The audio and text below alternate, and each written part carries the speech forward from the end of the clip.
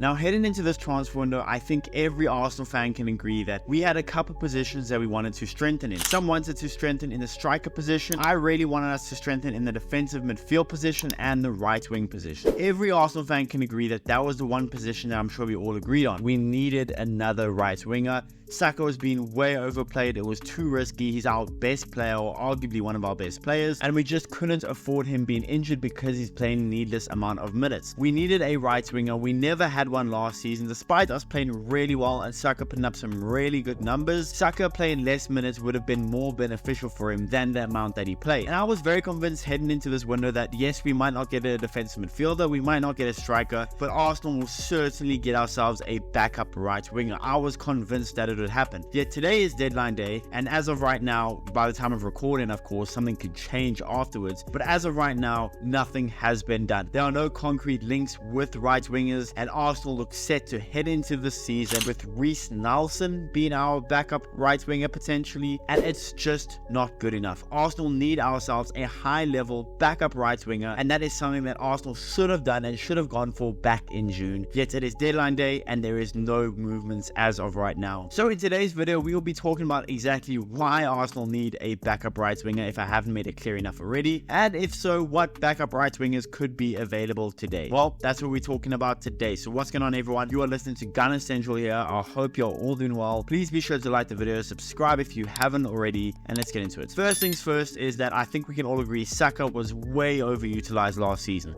Saka played 3,865 minutes at the age of 22 years old in all competitions for just Arsenal alone. But then when you add in the Euros and the friendlies for England and Arsenal, well, then he's played well over 4,500 minutes in one singular season at the age of 22. Bear in mind, he plays in a position that he gets kicked a lot, he gets fouled a lot, he gets played roughly a lot. Saka ranks 5th in the squad in minutes in the Premier League last season. Luckily, somehow, someway, Saka wasn't injured last season. He wasn't injured for large portions of the season, luckily. There was no backup last season, which forced us to keep Saka in games far longer than we needed to. I remember we'd go up 3 or 4-0 and it'd be the 80th minute and Saka would still be out there getting fouled, limping around. And I know that's the meme now that Saka limps, but playing over 4,500 minutes, getting fouled, getting constantly fouled, constantly kicked, constantly harassed by defenders, it's gonna make you be limping every single game. I think there were about a handful of games last season where Saka actually got brought off. It simply wasn't good enough, and with Saka being one of our better players in the team, we just couldn't afford him getting injured. We couldn't afford him playing needless minutes against weaker teams. It just wasn't good enough, and we needed ourselves a right winger. I thought Arteta knew this. I thought Arsenal knew this.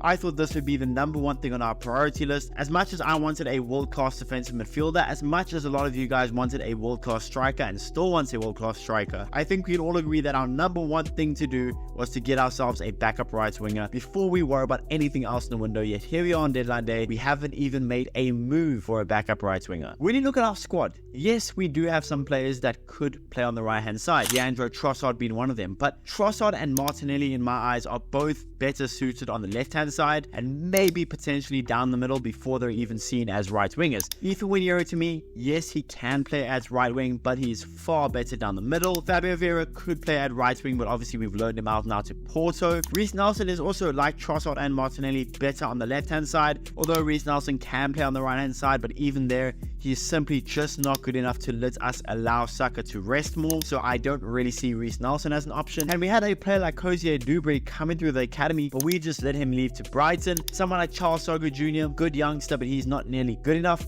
At right wing, we are so weak. And then all of the sales we have made so far this summer, that being Emil Smith-Rowe, that being Rowe and Nketiah, and now that being Aaron Ramsdale, we have freed up some money now for deadline day. Plus, with us apparently, as of right now anyway, going for Neto on loan from Bournemouth instead of going for João Garcia, it saves us a lot more money because, I mean, spending £25 million on João Garcia is just stupid. So for us to go for Neto as a backup on loan, well, we have now a lot more money to play around with. And yes, it's deadline day, so targets are going to be extremely hard to get because of just how late and how far we are in the window. But there are some targets that could still be available available for around the £30 million mark, and I think we can all agree if we spend £30 million on a backup young-ish right winger, I think we'd all be happy with that. Johan Bakayoko is a really good option, although he's never really played outside of right wing, which maybe to me kind of makes me a little bit hesitant. To me, the number one target should have been going into this window, especially after Brighton secured Minte. We should have gone and gotten Odegaard. I think Odegaard is an elite talent for how young he is, could play on the right hand side, could theoretically play on the left hand side if needed.